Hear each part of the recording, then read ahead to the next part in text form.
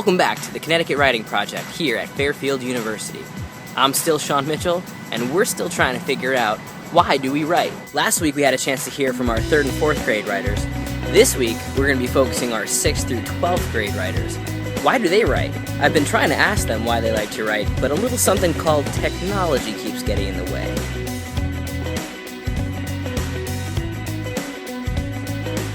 So instead of fighting the system, we're going to meet the students where they're at. We've asked them to tweet why they like to write. And this is what we found out.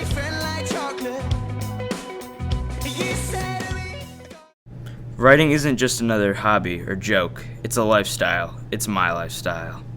Writing lets me express my mind. #freedom, #writing is cool, #America, #the best, #Wishna. I write because I get to be in charge. I can create things and destroy them simultaneously. It's pretty cool. I write to bring people together. I think that writing is so fun that I might sit down on the couch and pick up a notebook instead of the remote. I think the reason to write varies from person to person, but truthfully I pour my heart and soul into my writing, and I think that's reason enough. I need to write for the rest of my life, even in jobs. #writers. I write because there is no wrong or right answer. I could just write about anything I want to. Writing for me is power, a natural podium for my beliefs. I write because I am deeply dissatisfied with the mainstream of my preferred genre and with the culture itself, and I have the words and the means to challenge and change them. I write because of the music the ink sings when I arrange a poem. #poetry moves me, #young writing, #Wishna. I write because it gives me the ability to be #creative, and it's addictive. Once I start, I cannot stop. Ever since I was little, poetry was the only thing I enjoyed writing. When it comes to feelings, I am mute. I write to relieve myself, to shed the weight I carry. My writing is a dance, an opportunity to speak. I write because I have a lot to tell. Nothing's impossible when you write. #Wishna. There's no business like show business, but the business of writing gives you the power of immortality. #Supermonet. When you write, you express your thoughts, feelings, and imagination in a way you can't say. Value the power of words. I write to take feelings and drag them through a roller coaster of different perspectives to understand them myself. I like to write so that the reader can imagine they are inside the story. Once I finish a piece, I am proud of my hard work. I write to be loud and to let people know I'm here, because if you just shouted, "I'm here," people would look at you weird. When I write, it's my choice. I write because I have control. I write because I like to make people happy. Writing allows me to escape from reality to a place where no one judges anyone. #writing, #summer camp. That was some insight as to why they write. But what are they writing? Check this out. I, the infamous criminal, have taken the highly pedestaled artifact from its protective shelter, in which I was not allowed to do, nor was identified doing so. But forgive me, for I am in the corner eating it now, and it is delicious. I love you like a goldfish. You're optimistic and entertaining. You keep your eyes open while others keep them closed, and going up for air is too mainstream. You stick by me through thick and thin, and even if I'm mad at you, you're still going to be swimming around right there next to me. Thank you for being my goldfish. I love you like a secret. You're quiet at the right times and know when to have fun and be crazy when it's time. You live your life and know when to be serious. You know the consequences of your actions and take full responsibility for it. I love that you listen to me. Thank you for being my secret. I love you like a newspaper. There's something new and interesting about you that draws people in.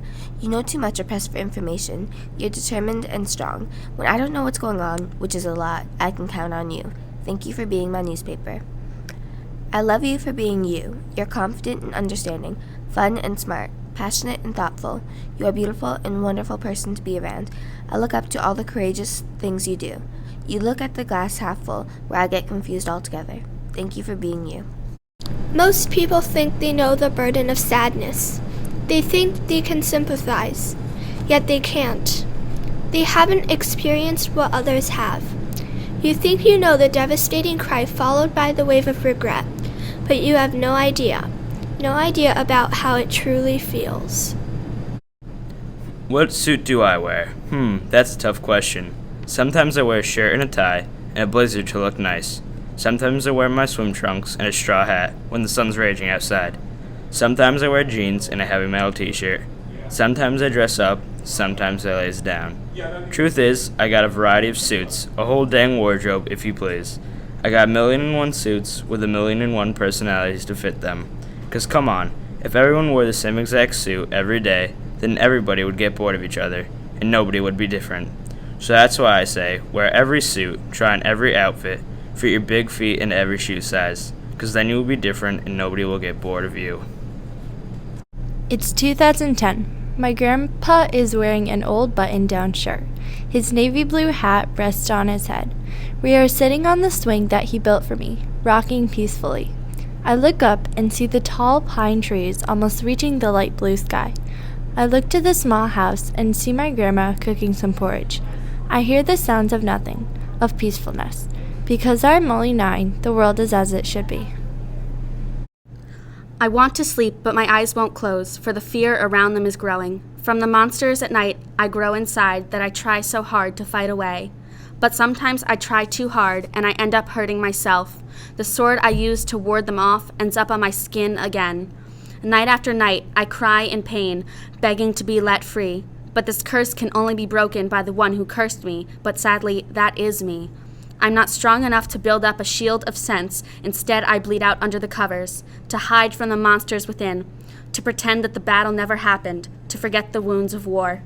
But the blanket isn't thick enough, and once again, I hit myself with my sword. I used to be made of cotton.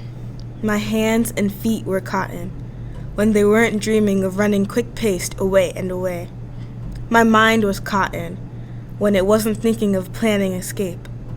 My heart and soul were cotton, when they weren't dreaming of freedom and homeland. My children were cotton, when they weren't clinging to my chest with the wish of a new dawn, to run in a field free of worry, of punishment, of fear. My life was cotton, till we reached the end of that railroad, got off on the stop to salvation, opened the doors to the land that was promised. The South was made of cotton. Mystery. Fingers of spirits brushing against my worn leather jacket. I walk through the cold mist, cutting through the lingering moisture like a knife through butter. It brings a strong, peculiar sense of mystery. Other, less noble animals emerge from within the trees as the sky continues to darken. The raccoon, the burglar, with his striped mask. He sneaks out, circling the pond before heading back to the trees. More beastly creatures, wolves, come out to play. The howls, blood-curdling, rough shrieks, rack the night. You can almost see the moon shiver with revulsion as he hears the hair-raising noises. It stirs the poor fox pups in their sleep, causes the raccoon to start in fright, chills the whole forest to its very bones. Then the pack races on. The silence is eerie, broken every so often by the wolves' chilling howls. All of this, fearsome or otherwise, is beautiful. Pure, lovely nature, unbroken by pavement and population. Shh, listen. Dear Rabbit, I have beat you to the finish line. Are you surprised? I think not. Go ahead and continue to boast about how fast you are that you can hop and hop. But just remember that you lost this particular race to me. Sincerely, the faster than the rabbit, Turtle. At 9:15 p.m., a shabbily dressed, college-aged man walks into the dingy unisex gas station bathroom and finds Death standing over a urinal. They exchange tense, terse pleasantry as the man crosses to the only sink. Nothing but a quick nod of the head and a grunt of recognition from both sides, and he positions himself shakily in front of the mirror.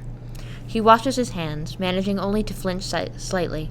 The plumbing here must run straight through the bowels of hell itself, and pops another 2 ibuprofen tablets to dull the heartbeat steady throb behind his eyes. His tongue tastes dry and sour, like bad coffee and lost sleep, and there's a trembling in his legs that won't go away. He's staring into the cracked mirror and examining the fragments of his worn face when Death speaks up. "You're lost too, no?" Death says. They're leaning over the urinal with one nebulous arm braced against the peeling yellow wall, staring intently into the drain as if the crusty stains ringing it carry some half-memory they've long been struggling to access. "I'm not lost," he snaps. He knows he sounds irritated, but he's really just tired. "I don't know where I am." Death chuckles. The sound riles the hairs on the back of his neck. "I suppose you aren't aware of how many times I've heard that phrase and its numerous permutations over the course of my travels," they say pleasantly. "Of course, it's a false distinction, the kind in which no tangible observation is truly made.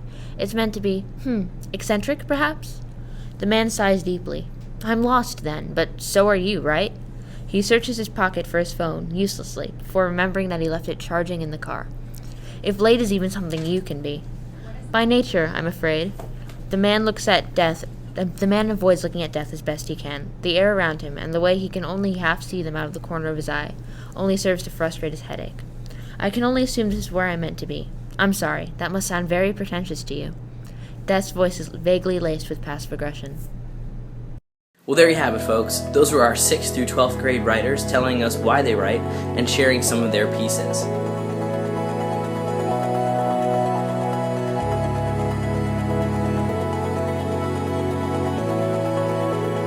Next week, we take it to our teacher writing participants.